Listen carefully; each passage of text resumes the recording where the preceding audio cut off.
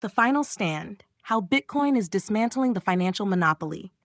The Battlefield of Money. For centuries, financial markets have operated like a rigged game. Boom, speculation, collapse, bailout, repeat. Each cycle enriches those closest to the money supply, while the public shoulders the burden. The 2011 film Margin Call captured this brutal reality in a chilling monologue. 1637, 1797, 1819, 1837, 1857, 1907, 1929, 1937, 1974, 1987, 1992, 97, 2000. It's all just the same thing over and over. We can't help ourselves, and you and I can't control it or stop it, or even slow it. We just react. This recognition that financial collapses are not accidents but engineered inevitabilities sets the stage for our story. Traditional finance, TradFi, has built an empire on controlled destruction, ensuring its survival at the expense of the public. But in 2008, something changed. The crash that should have reset the system instead gave birth to something new: Bitcoin. For the first time, there was an escape hatch, an alternative system that could not be manipulated, debased, or controlled. This is the story of Bitcoin's rise, the resistance it has faced, and the final stand against the financial monopoly. The past is prologue. A rigged financial system history is littered with financial crises, each following the same script. Excessive speculation and leverage create unsustainable bubbles. A crash wipes out trillions in value, devastating the masses. Governments and central banks intervene with bailouts, rewarding those responsible. The public bears the cost through inflation, increased debt, and lost financial sovereignty. From Tulip Mania, 1637, to the Great Depression, 1929, to the global financial crisis, 2008, these crises expose the inherent flaws of a system where money is controlled by a select few. In 2009, Bitcoin's Genesis block carried a powerful message. The Times 03 Jan 2009, Chancellor on brink of second bailout for banks. Bitcoin was not just a new form of money.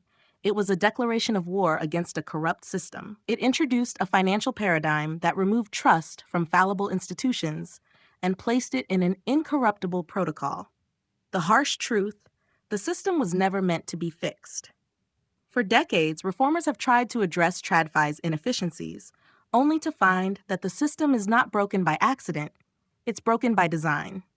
Central banks manipulate monetary policy, inflating assets for the wealthy while eroding the purchasing power of the working class. Financial institutions make reckless bets, knowing that if they fail, the taxpayer will foot the bill.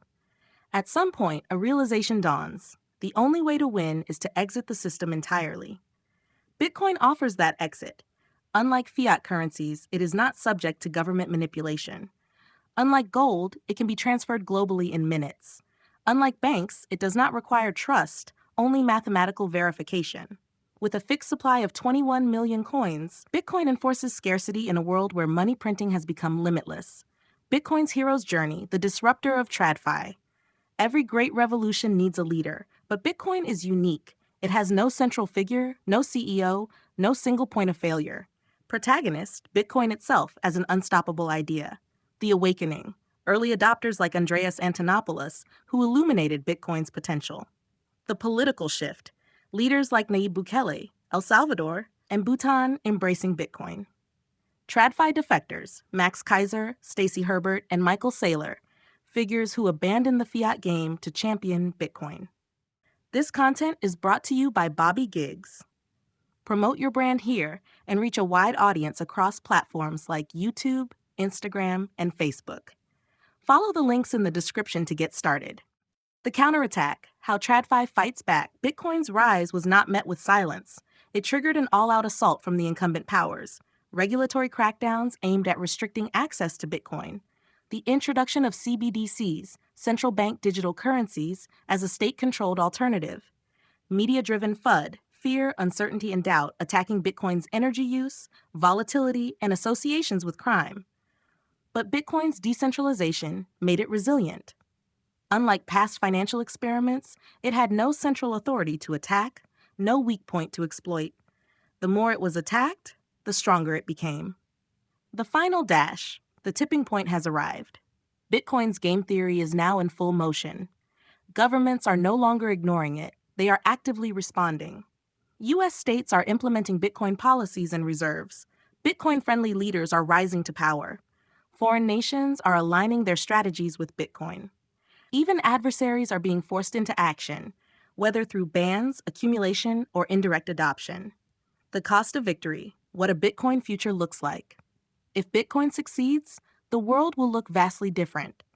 Governments will lose the ability to manipulate money and weaponize essential goods. Crony capitalism will fade as financial power is decentralized. Blockchain technology will enforce transparency in government spending. People will have sovereignty over their savings, untethered from inflationary policies. This will not be without consequences. Old institutions will collapse. Traditional finance as we know it will dissolve. But in its place, a more resilient, transparent, and equitable economic system will emerge. The emotional weight of the transition. The transition to a Bitcoin-based world will not be smooth. Many will resist. Industries will disappear overnight, just as the horse and buggy economy collapsed when cars were introduced. Those who see the shift early will thrive. Those who cling to the old system will suffer. But the result will be a world where financial freedom is no longer dictated by unelected policymakers, but determined by the individual.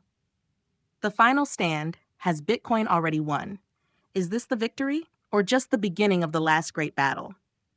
Bitcoiners hold political power. A strategic Bitcoin reserve is being established. Nation-states are accumulating Bitcoin. Adversaries are reacting, either through suppression or strategic positioning. One thing is certain: Bitcoin cannot be stopped. Conclusion: fix the money, fix the world. Bitcoin was not created as a speculative asset. It was built to fix a broken system.